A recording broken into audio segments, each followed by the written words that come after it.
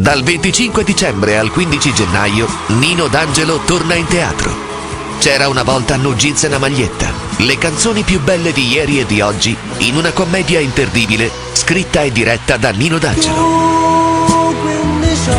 Dopo 2 anni, Nino D'Angelo torna sul palco della sua città. È uno spettacolo che un po' racchiude un po' tutto quello che è stata un po' la mia carriera artistica, teatrale, di canzoni.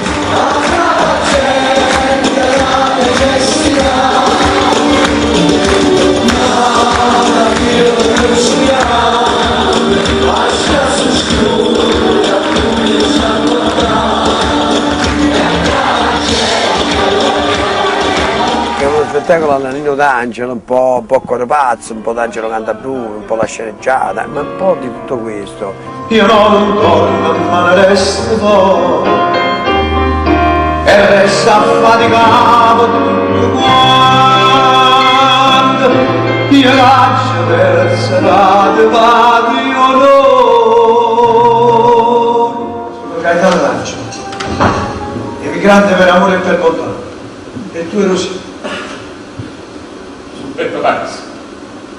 E poi ci sono le canzoni degli anni '80 che hanno fatto sognare a tante persone, specialmente quelle che mi seguivano. Tu jeans e una maglietta, una faccia a quel sapore, mi ha fatto innamorare, che sta semplicità. Dal manifesto abbiamo visto 2 Nino D'Angelo, quello col caschetto e quello di oggi. Perché in realtà questo spettacolo parte proprio da questo, da queste 2 vite che io ho avuto.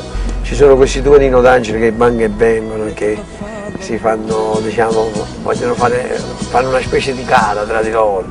Per poi alla fine non sono Nino D'Angelo, sono le mie 2 anime.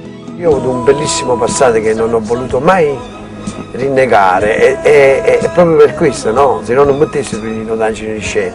Però un bellissimo presente che mi piace continuare, quindi vorrei che da questo spettacolo uscisse fuori questo lato. Naturalmente si parte da Napoli per poi andare a Roma.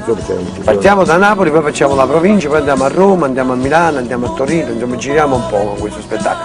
Forse andremo anche all'estero, siamo in contatto.